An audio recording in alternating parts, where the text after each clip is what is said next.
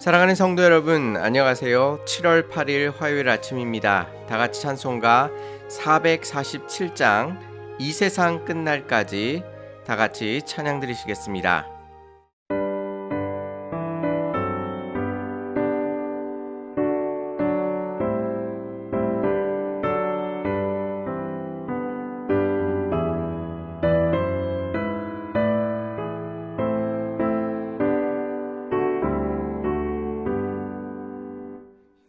세상 끝날까지 주 섬겨 살리니 내 친구 되신 주여 늘 함께 하소서.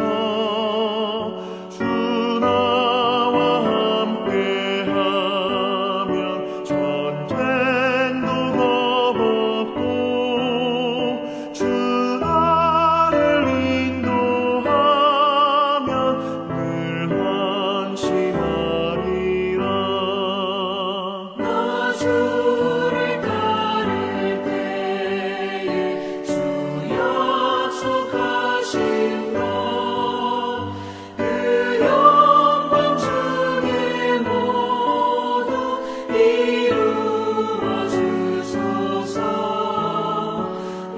주의 길을 따라 섬기며 살리니 그 크신 은혜 속에 날 인도하소서.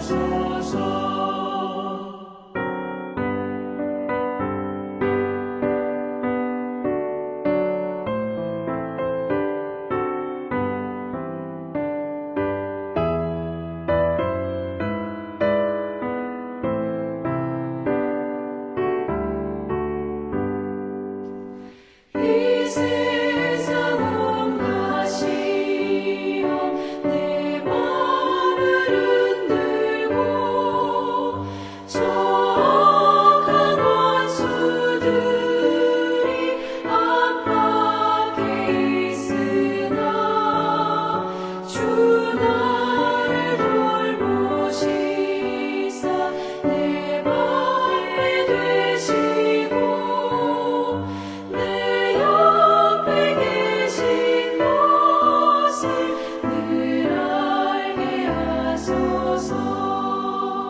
저 영광 빛난 곳에 주 허락했으니 그 허락하신 곳을 늘 사모합니다. 끝까지 지치지 않고 주 따라가리니 주 넓은 사랑으로 늘 인도하소서. 아멘.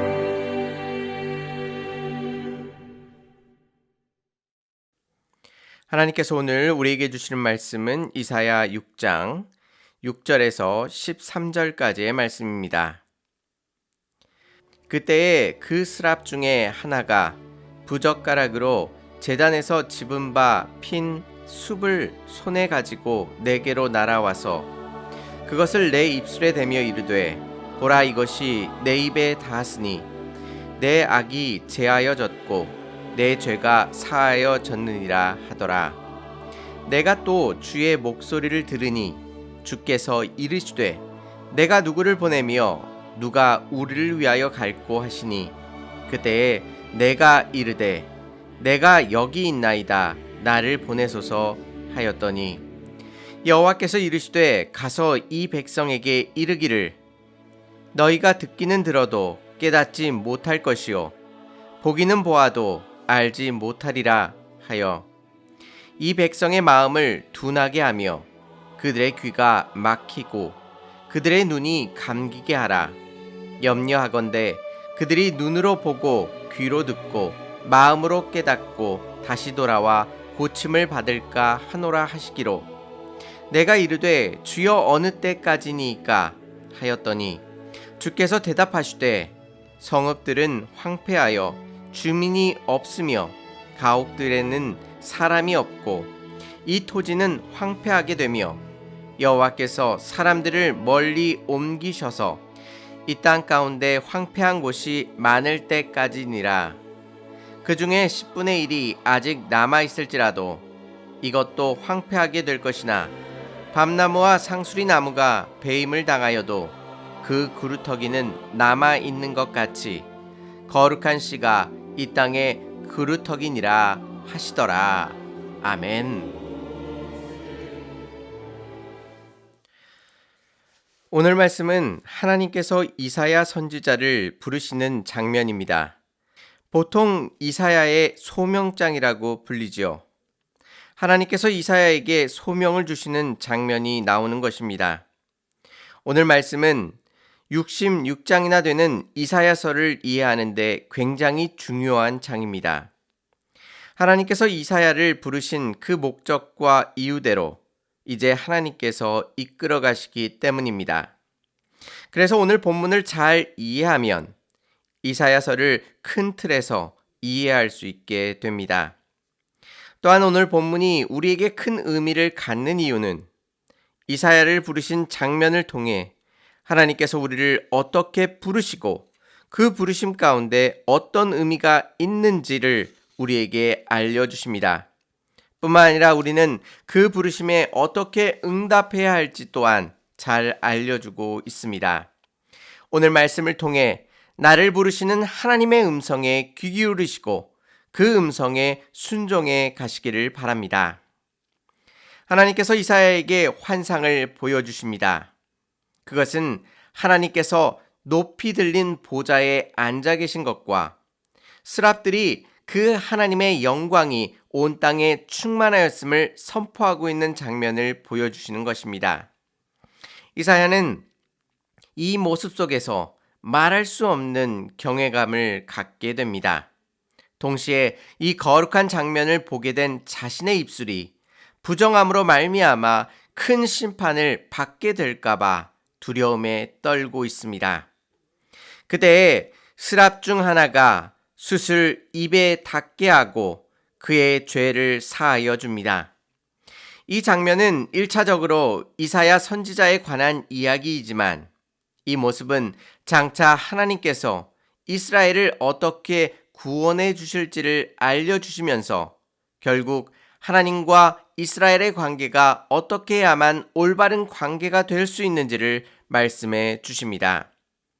영적인 눈으로 우리 자신을 바라볼 때에 우리는 우리가 상상한 것보다도 훨씬 악한 자신을 발견하게 됩니다. 즉 하나님께 나아가는 첫걸음은 우리가 얼마나 죄인이었는지를 깊이 깨닫는 것입니다. 잘 생각해 보시면 우리의 사명은 모두 우리가 얼마나 죄인인가라는 사실 위에 세워져 가고 있음을 확인할 수 있습니다. 그래서 사도 바울은 자신의 사명을 설명하면서 로마서 1장 14절에서 이렇게 말합니다. 헬라인이나 야만인이나 지혜 있는 자나 어리석은 자에게 다 내가 빚진 자라 라고 소개합니다. 사도 바울이 이렇게 고백한 것은 실제로 그들에게 무엇을 빚졌기 때문이 아니라 용서받을 수 없는 죄인을 하나님께서 불러주셨기에 그 은혜를 다 갚을 수 없는 죄인이라고 고백하는 것입니다. 사도 바울의 이 고백이 우리의 고백이 되기를 소망합니다. 우리의 사명은 하나님의 은혜를 다 갚지 못한 자의 빚진 자의 마음을 가지고 출발함을 기억하시기를 바랍니다. 이제 하나님께서 보낼 자를 찾으십니다. 누굴 보내며 우리를 위해 누가 갈까라고 물으십니다. 우리는 이 장면을 이사야의 결단의 모습으로 쉽게 미화시킵니다. 하지만 상황을 자세히 들여다보시면 하나님께서 청상의 모습을 그에게 보여주셨고 그가 죄인임을 깊이 깨닫게 하셨습니다. 그런 그에게 오셔서 그의 죄를 다 사해 주신 것입니다. 그리고 하나님께서 물으십니다. 나를 위해 누가 갈까? 이 물음은 마치 이사야에게 선택권이 있는 것처럼 느껴지지만 실제로는 죄 사함을 받은 이사야가 하나님의 부르심을 거절할 수 있었을까요? 이 장면에서 우리의 사명이 우리에게서 기원되지 않음을 확실하게 확인시켜 주십니다. 하나님께서 주시는 사명은 순전히 하나님께로부터 나옴을 우리에게 말씀해 주시는 것이지요. 비록 그 모습이 이사야의 결단이 주가 되는 것처럼 보이지만 이 장면을 이끌어 가시는 것은 하나님의 강력한 의지와 일하심입니다. 혹시 우리가 품고 있는 사명이 스스로에게서 나왔는지 다시 한번 확인하시고 하나님의 온전하신 뜻을 구하시기를 바랍니다. 하나님께서 그런 이사야에게 어떤 사명을 주십니까? 하나님께서는 이사야 선지자에게 하나님의 말씀을 주셔서 이스라엘 백성이 회개하고 돌아오라고 하실 것처럼 보입니다. 그런데 오늘 말씀을 자세히 보시기 바랍니다. 10절 말씀에 이 백성의 마음을 둔하게 하며 그들의 귀가 막히고 그들의 눈이 감기게 하라. 염려하건대 그들이 눈으로 보고 귀로 듣고 마음으로 깨닫고 다시 돌아와 고침을 받을까 하노라 라고 하나님께서 말씀하십니다. 하나님께서 그에게 주신 사명은 하나님의 말씀을 선포하지만 그들의 마음을 둔하게 만들라는 것입니다. 그들이 귀를 막게 하라고 하시고 그들의 눈을 감기게 하라고 말씀하십니다. 하나님께서 주신 사명이라면 이스라엘 백성을 하나님께로 돌이키는 일을 시키실 것 같아 보이는데 실제로는 그와 정반대인 그들이 따르지 못하도록 만들라고 말씀하시는 것입니다. 이 점을 다시 강조하시기 위해서 하나님께서 그들이 눈으로 보고 귀로 듣고 마음으로 깨달아 다시 돌아와 고침을 받을까라고 하나님께서 어떻게 하신다고 말씀하십니까? 염려하신다고 말씀하십니다. 이와 같은 사명은 우리가 생각하는 사명과는 전혀 다른 내용이죠. 그런데 하나님께서 이것을 원하고 계십니다. 결국 우리는 이 모습을 통해서 사명이란 우리가 기대하는 것과 부합하지 않더라도 하나님의 뜻이 될 수 있음을 말씀해 주고 계십니다. 이사야 선지자는 이 사명을 받는 순간 이것이 무슨 사명이냐고 의심할 수 있었습니다. 그런데 하나님께서는 이스라엘이 돌이키지 않으실 것을 미리 다 알고 계셨습니다. 즉 이사야의 사명은 하나님께서 끊임없이 이스라엘을 부르고 계시지만 그들이 끝끝내 돌아오지 않는 모습을 이사야 선지자를 통해 보여주시기를 원하셨던 것입니다. 어떤 이들은 하나님을 향해 어떻게 하나님께서 선택한 이스라엘을 아수르와 바벨론에게 내어줄 수 있으신가라고 의문을 품을 수 있었을 것입니다. 그런 그들에게 하나님께서는 이사야서를 통해서 하나님께서 이스라엘을 버리신 것이 아니라 수많은 말씀과 선지자를 통해 그들이 돌이킬 기회를 주셨음에도 그들이 하나님을 버렸다는 것을 확실히 확인시켜 주기를 원하셨던 것입니다. 비록 우리가 받은 사명의 의미를 다 이해하지 못하고 나의 소원과 기대와 정반대되는 것이라 할지라도 하나님을 신뢰함으로 그 사명을 받아들이고 순종하시기를 바랍니다. 마지막으로 우리는 왜 하나님께서 이사야에게 이렇게 사명을 주셨는지를 이해할 수 있도록 하나님께서 설명해 주십니다. 13절 말씀을 보시면 그 중에 10분의 1이 아직 남아 있을지라도 이것도 황폐하게 될 것이나 밤나무와 상수리 나무가 배임을 당하여도 그 그루터기는 남아 있는 것 같이 거룩한 씨가 이 땅에 그루터기니라 라고 말씀하십니다. 우리의 눈에는 이스라엘이 하나님 앞에 불순종하고 멀리 떠남으로 말미암아 다 심판 속에 멸망하는 것처럼 보이지만 하나님께서는 밤나무와 상수리 나무가 배임을 당하여도 그 구루터기는 여전히 남아있는 것처럼 하나님께서 그 땅 가운데 거룩한 씨를 남겨 놓으셔서 이 땅에 구루터기가 되도록 만들어 주실 것임을 약속해 주고 계십니다.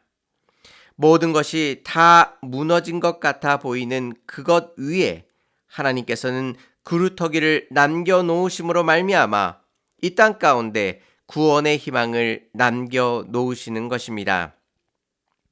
오늘 말씀을 통해 우리에게 주시는 귀한 사명의 의미를 다시 한번 깊이 생각해 보시기를 바랍니다. 또한 우리가 머리로 이해하지 못하는 사명이 우리에게 떨어진다 할지라도 하나님의 그 귀하신 뜻을 바라보고 그 놀라우신 사명을 마음으로 받아들이며 온전히 순종하실 수 있는 저와 성도님들이 되시기를 주님의 이름으로 축원합니다. 다 같이 기도드리시겠습니다. 은혜롭고 자비로우신 하나님 아버지, 우리가 용서받을 수 없는 죄인임에도 불구하고 하나님께서 크신 은혜를 베풀어 주심으로 말미암아 모든 죄를 사하여 주시고 하나님의 백성으로 살아갈 수 있도록 인도하시니 감사를 드립니다.